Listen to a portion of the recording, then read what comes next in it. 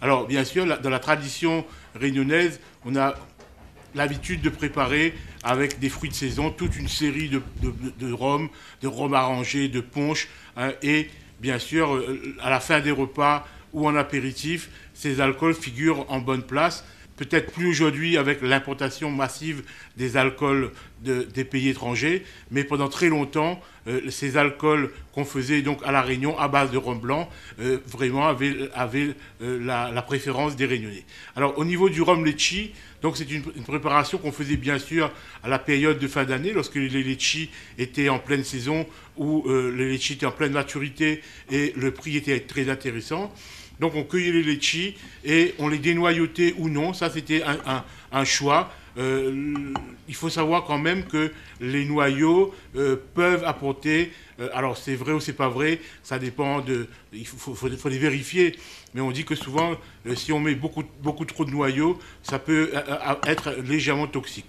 Donc en tout état de cause, on va mettre quelques noyaux, donc moi ma préférence va être donc pour les litchis dénoyautés avec la présence pour une bouteille de rhum d'une dizaine, d'une quinzaine de noyaux maximum. Alors bien sûr ils vont donner le goût de noyau, ils vont donner aussi la teinte légèrement ambrée au rhum litchi, mais il ne faut pas en abuser. On va dénoyauter nos litchis et on va donc rajouter donc quelques noyaux. On va remplir avec du rhum blanc. Alors on choisit un rhum de préférence à 49 degrés et on va rajouter dans ce flacon une gousse de vanille. Alors bien sûr, il ne faudra pas choisir n'importe quelle vanille, et ça c'est valable pour n'importe quelle préparation. Lorsqu'on a de la vanille, on essaye d'avoir une gousse qui est bien souple, bien brillante, bien luisante. On ne choisit pas comme cette gousse qui est trop épaisse, trop humide, où elle n'est pas séchée, elle n'est pas à maturité, et encore moins l'autre gousse qui est cassante, qui est trop sèche. Mais bien sûr, on choisit la gousse qui est bien luisante et qui est très souple, on peut la plier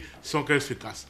Donc on va fendre cette gousse de vanille dans le sens de la longueur et on va racler donc l'ensemble, toutes les petites graines noires qui se trouvent à l'intérieur. On va donc poser délicatement ces petites graines de vanille dans la bouteille et bien sûr on va rajouter la gousse de vanille qui, à la longue, au fil des jours, va communiquer donc au rhum son goût de vanille bien sûr, mais aussi sa belle couleur ambrée.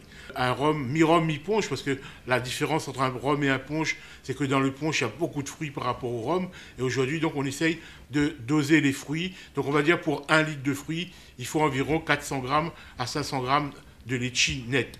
Si on met beaucoup plus de litchi, alors on peut réaliser un rhum litchi avec une grosse quantité de litchi, mais à ce moment-là, au bout d'un certain temps, il faudra filtrer le mélange pour que notre rhum ne forme pas au fond du bocal un dépôt trop important.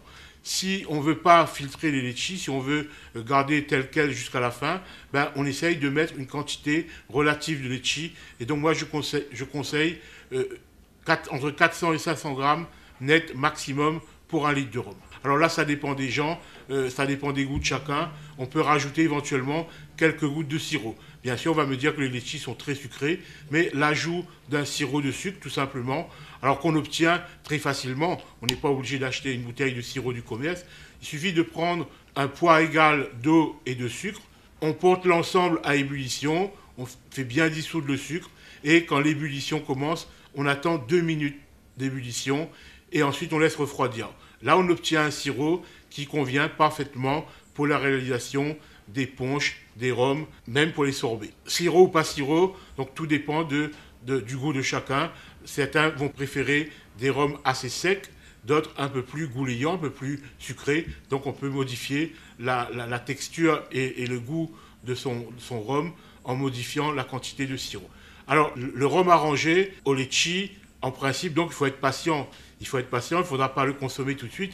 Et on dit qu'un rhum litchi, pour qu'il soit très bon, pour qu'il soit au summum de son goût, ben, il faut le consommer à la saison prochaine. C'est-à-dire que lorsque l'année prochaine, on aura le début de la saison des litchis, lorsque on va cueillir les premiers litchis, à ce moment-là, on pourra consommer notre bouteille de rhum litchi.